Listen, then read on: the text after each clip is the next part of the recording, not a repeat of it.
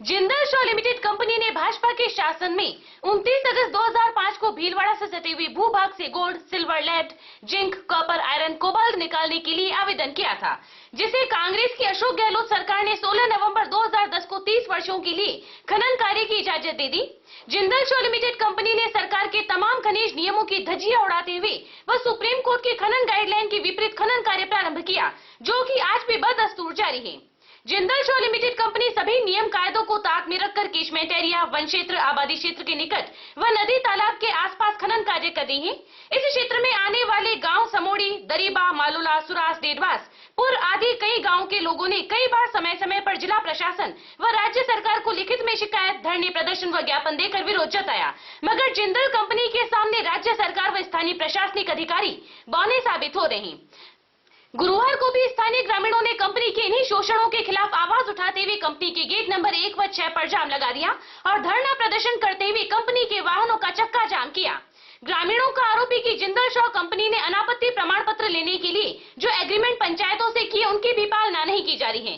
Company रिश्वत व अपने प्रभाव से ग्रामीणों की आवाज को दबाने का काम कर रही है।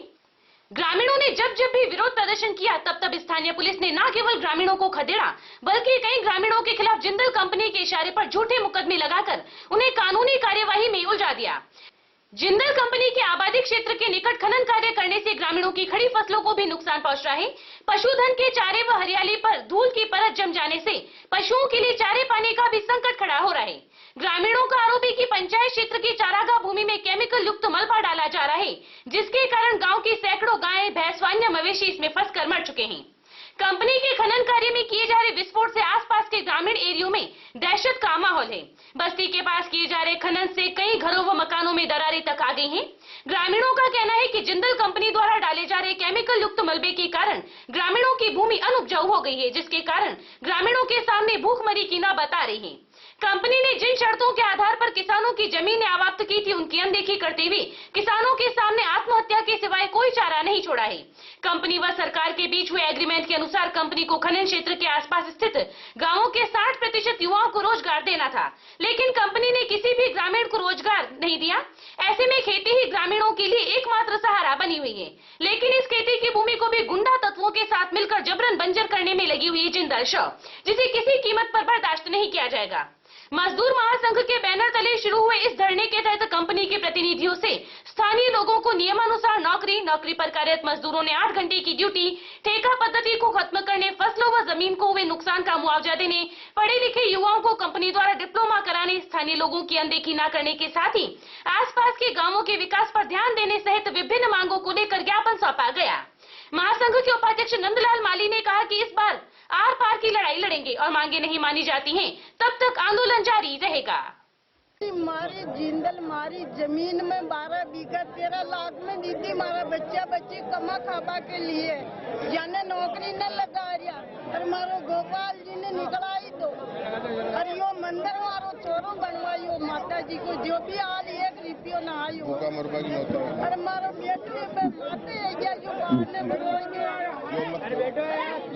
मैं पूरा घर का जो कर पेट बलिया में और माँ की सुने ही ना हो रही। कोई मारी 12 बीघा 13 लाख में दी थी अड्डे कमा काबा के लिए और क्यों नौकरी लगावा जो नहीं लगाई पूरा घर का न लगावा के जो कंपनी को विश्वास की तो जो एक भी मैं पूरा घर का मैं चोरी में दान की के लिया। क्या कहती है कंपनी? क्या कहती है कंपनी? कहती है कि अब कुछ नहीं मिलेगा।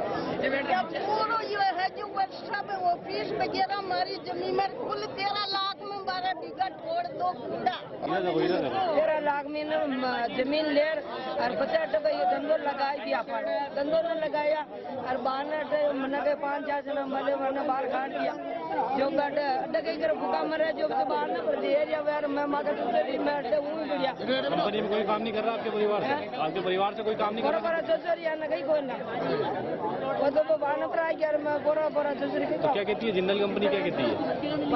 लगाया गड्ढे गए हैं उनको ये लोग जब कभी पांव टूट जाता है गाय का तो उनको जीवित ही अपनी गलती को छिपाने के लिए जीवित गाड़ दिया जाता है और इनके हमारे पास प्रमाण भी है और बेकायदा फोटो है और इनको जब हम ये बातें बताते हैं तो अंदर से इनके अधिकारीगण हमें धमकियां दे करके डराते धमकाते हैं और इनके भी हमारे पास प्रमाण है। ये डराते हैं, ये हमें फंसाने के लिए बहुत सारे बार हमें कॉल किया है और हम चाहते हैं कि इनके पास हमारे साथ इंसाफ हो। हमारी जो एक गोचर भूमि गई है, हमारे यहाँ हजारों बीघा गोचर भूमि चली गई है, लेकिन इनके खिलाफ कोई कार्रवाई नहीं की। हमने कलेक्टर में भी जाके बोला है, पुलिस थाने में भी जाके बोला है।